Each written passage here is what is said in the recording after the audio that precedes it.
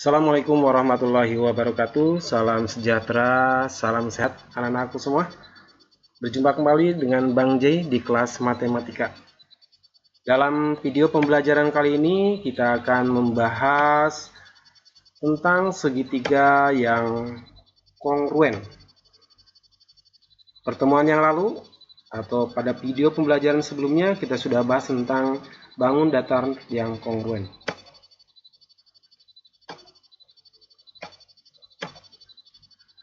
Yang pertama kita akan bahas sifat-sifat segitiga yang kongruen.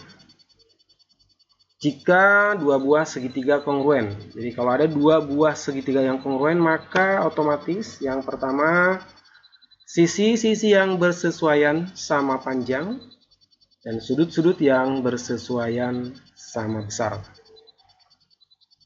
Nah, dalam membahas tentang segitiga kongruen ini ada beberapa hal yang kita sepakati. Jadi nanti untuk membuktikan segitiga itu kongruen atau tidak, kita akan melihat beberapa sudut dan beberapa sisinya. Nanti jika ada sudut diberi lambang sama, artinya berarti besar sudutnya itu sama besar. Jadi kalau ada dua buah sudut lambangnya sama, berarti besar sudutnya sama. Dan jika ada dua sisi yang sama panjang, lambangnya sama. Jadi kalau ada yang lambangnya sama, berarti kedua sisinya sama panjang. Baik, kita mulai untuk melihat sifat-sifat dari segitiga yang kongruen. Nah, di sini ada dua buah segitiga ABC dan segitiga DEF. ABC dan DEF ini adalah segitiga yang kongruen. Karena ABC dan DEF adalah dua segitiga yang kongruen, otomatis berarti sisi-sisi yang bersesuaian sama panjang dan sudut-sudut yang bersesuaian sama besar.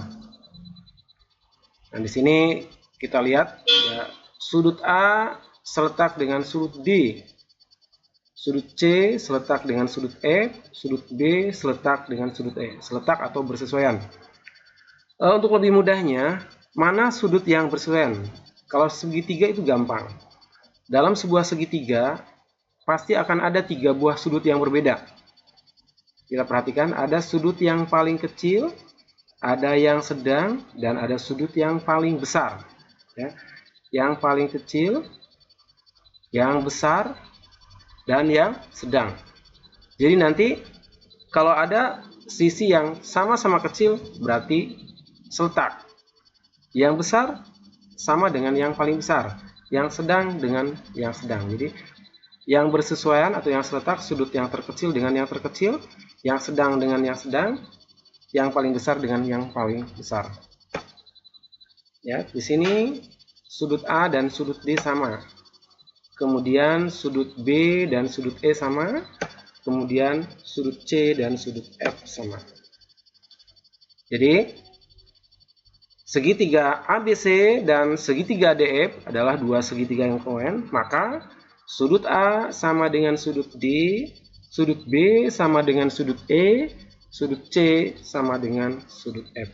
Jadi kalau ada dua buah segitiga yang kongruen, akibatnya adalah sudut-sudut yang seletak akan sama besar. Gambar yang kedua, di sini ada segitiga PQR dan STU. PQR dan STU ini adalah dua buah segitiga yang kongruen. Karena ini adalah dua buah segitiga yang kongruen, secara otomatis berarti sisi-sisi yang seletak panjangnya sama. Sama seperti sudut, karena sisinya ada tiga, berarti sisi terpanjang seletak dengan sisi terpanjang. Sisi yang sedang atau yang tengah-tengah sama dengan sisi yang sedang. Dan sisi yang terpendek akan sama dengan yang terpendek. Jadi yang seletak atau yang bersesuaian adalah sisi yang paling panjang bersesuaian dengan yang paling panjang, sisi yang paling pendek bersesuaian dengan yang paling pendek. Begitu juga yang sedang dengan yang sedang. Nah, karena kedua segitiga ini adalah kongruen, maka akibatnya PQ sama dengan ST, PR sama dengan SU, dan QR sama dengan TU. Jadi sekali lagi, jika ada dua buah segitiga kongruen, maka sisi-sisi yang bersesuaian sama panjang dan sudut-sudut yang bersesuaian sama besar. Selanjutnya kita akan bahas syarat-syarat segitiga yang kongruen. Nah, jadi kita bisa melihat dua segitiga itu kongruen atau tidak. Kalau memenuhi syarat-syarat seperti di bawah ini berarti dua segitiga bisa dikatakan kongruen. Nah, syaratnya apa saja sehingga kita bisa melihat bahwa dua segitiga itu kongruen atau tidak. Syaratnya yang pertama, ketiga sisi yang bersesuaian sama panjang. Jadi kita lihat sisinya. Jika ketiga sisi yang bersesuaiannya sama panjang, berarti dua segitiga tersebut bisa dikatakan dua buah segitiga yang kongruen. Perhatikan dua buah segitiga. Di sini ada segitiga ABC dan segitiga PQR. Nah, kita perhatikan AC sama dengan PR. Lihat, sisi AC dengan sisi PR. Jadi garis AC dengan garis PR ini seletak. Karena garis yang sedang dengan yang sedang. Ini panjangnya sama. Kemudian AB dengan PQ. Seletak sama panjang. Kemudian BC dengan QR seletak sama panjang. Tadi kesepakatan kita, kalau ada sudut atau sisi diberi lambang yang sama berarti panjangnya sama atau besarnya sama. Karena AB dengan PQ dilambangkan dengan lambang yang sama berarti AB dengan PQ sama. Nah, sehingga kalau ada dua buah segitiga yang menunjukkan seperti ini, ketiga sisi yang seletak atau bersesuaiannya sama panjang, berarti kedua segitiga tersebut bisa dikatakan dua buah segitiga yang kongruen. Karena memenuhi syarat sisi. Artinya ketiga sisinya sama panjang berarti bisa dikatakan kongruen. Selanjutnya syarat yang kedua. Syarat yang kedua, dua sisi sama panjang dan satu sudut yang bersesuaian sama panjang, sama besar. Sekali lagi, syarat yang pertama tadi, ketiga sisi sama panjang. Syarat yang kedua, dua sisinya sama panjang dan satu sudut sama besar. Jadi hanya diketahui dua sisi dan satu sudut. Kita bisa menunjukkan bahwa dua segitiga itu kongruen atau tidak. Nah, untuk yang dua sisi, satu sudut, ini terbagi menjadi dua. Yang pertama adalah sisi-sisi sudut atau sudut-sudut sisi. Jadi dua buah segitiga, kita bisa menyebutkan bahwa dua buah segitiga itu kongruen atau tidak jika menunjukkan sisi-sisi sudut atau sudut-sudut sisi. Kita perhatikan. Garis BC sama dengan garis QR. Ini sisi. AB sama dengan garis PQ. Ini sisi. Sudut A sama dengan sudut P.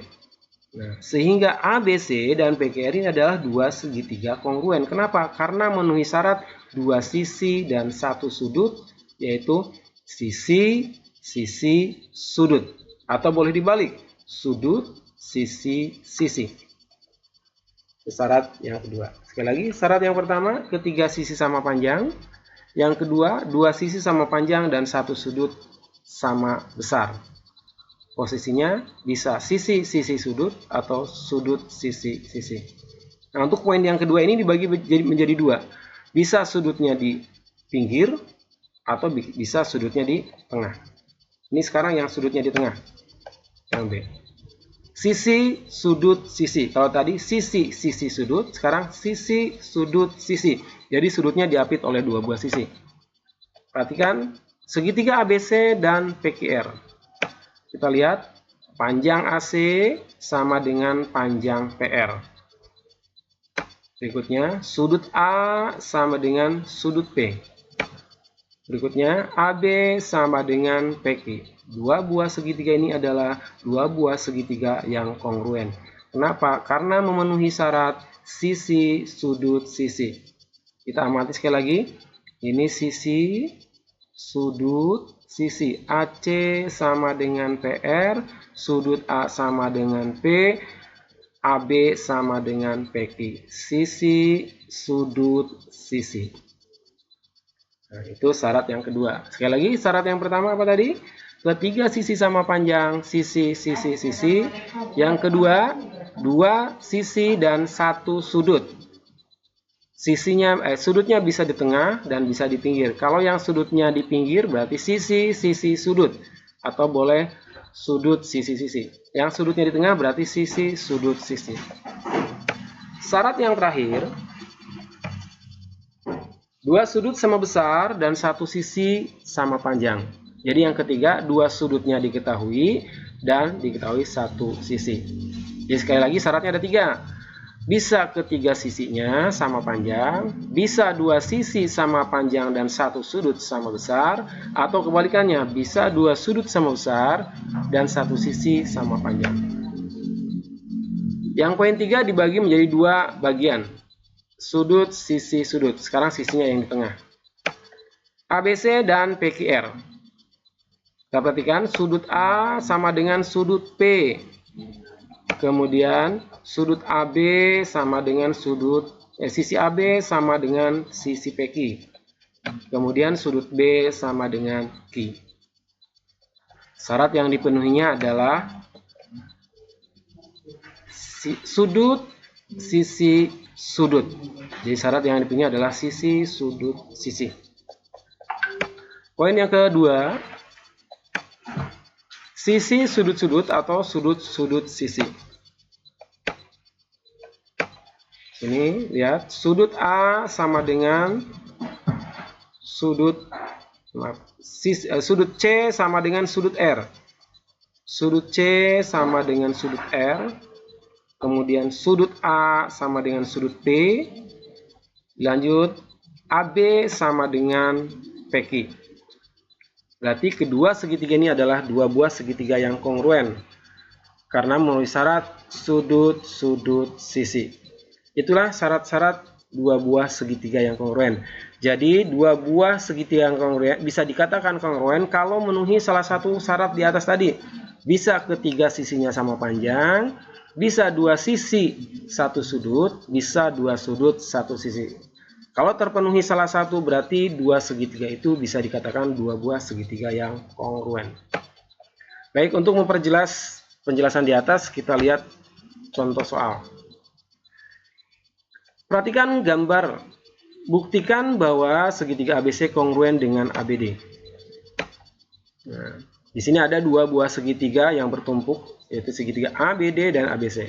Untuk lebih jelas, kedua segitiga ini kita pisah. Nah, kita lepas. Di sini ada segitiga ABC dan ABD. Kita buktikan apakah ABC dan ABD kongruen. Untuk membuktikan apakah ABC dan ABD kongruen, harus memenuhi syarat tadi. Boleh ketiga sisinya sama panjang, boleh kedua sudut dan 1 sisi, atau 2 sisi 1 sudut. Nah, sekarang kita perhatikan. Yang pertama, sisi. Nah, lihat. Sisi AB sama dengan AB. Kenapa sisi AB dengan AB sama? Karena ini adalah 2 sisi yang berimpit. Berikutnya, yang sudah kelihatan adalah sudut A. Sudut A sama dengan sudut B, kemudian sudut C dengan sudut D. Berarti 2 segitiga ini bisa dibuktikan kongruen dengan melihat 2 sudut dan 1 sisi. Sudut A dengan B sama, kemudian sudut C dengan D sama. Sehingga syarat yang dipenuhi adalah sisi, sudut, sudut. Jadi ABCD dan ABD memenuhi syarat sisi, sudut, sudut. Contoh yang kedua.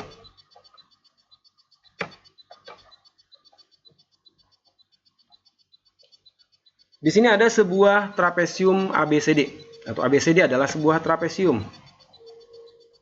Ingat trapesium, di sini trapesiumnya trapesium sama kaki. Artinya kedua sisi sebagai kakinya sama panjang. Buktikan bahwa segitiga ABC dan segitiga ABD kongruen. Di sini ada segitiga ABC dan ada segitiga ABD. Untuk membuktikannya, kedua segitiga ini kita lepas. Kita pisah. Ini ABD dan ini ABC. Nah, ini sebenarnya dari trapesium tadi, kita pisah. Nah, untuk membuktikan apakah kedua segitiga ini kongruen, harus memenuhi syarat atau memenuhi salah satu syarat di atas tadi. Bisa ketiga sisinya yang sama panjang, bisa kedua sudut dan satu sisi sama panjang, bisa dua sisi dan satu sudut. Nah, syarat apa yang dipenuhi kita lihat. Yang pertama AB, sisi. Sisi AB, AB dengan AB, otomatis pasti sama karena berimpit.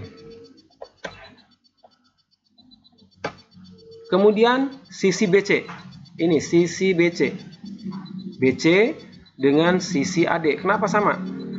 Ini keduanya adalah kaki dari trapesium sama kaki. Kalau trapesium sama kaki pasti panjangnya sama. Sehingga BC dan AD sama. Yang ketiga, sudut C dan sudut D. Ini besarnya sama, udah jelas. Nah, berarti segitiga ABD dan ABC ini bisa dikatakan dua segitiga yang kongruen karena memenuhi syarat sisi sudut. Ya, sisi sudut. Nah, itu dua contoh tentang segitiga yang kongruen. Sekian materi, masih ada contoh soal. Satu lagi nih contoh soal. Perhatikan dua segitiga yang kongruen berikut. Nah, di bawah ada dua buah segitiga kongruen, yaitu segitiga PQR dan XYZ. Ingat, kalau ada dua segitiga yang kongruen, sifatnya apa tadi? Sudut yang seletak sama besar, sisi yang bersesuaian sama panjang, itu sifatnya.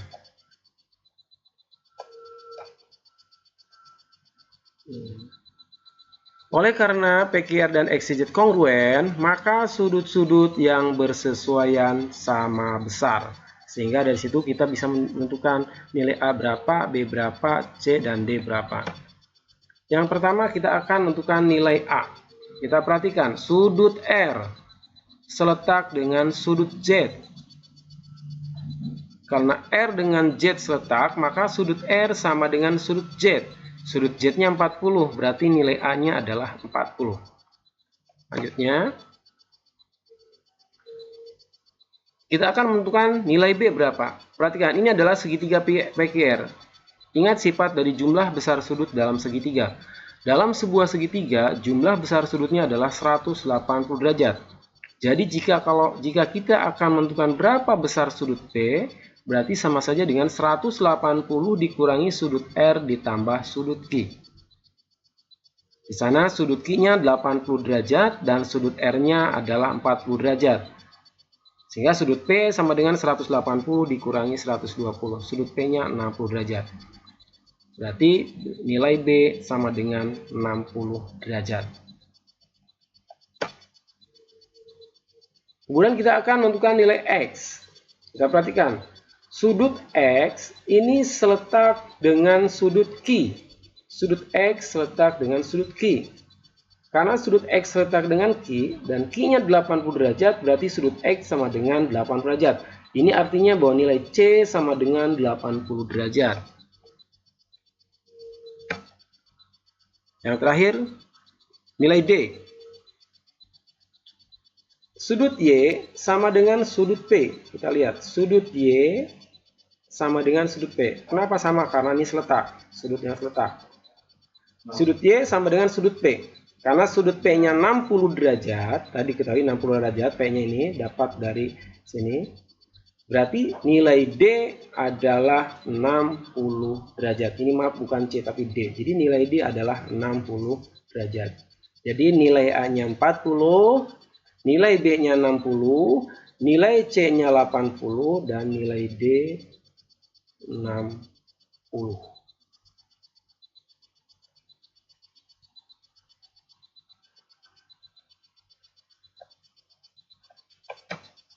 Sekian, terima kasih.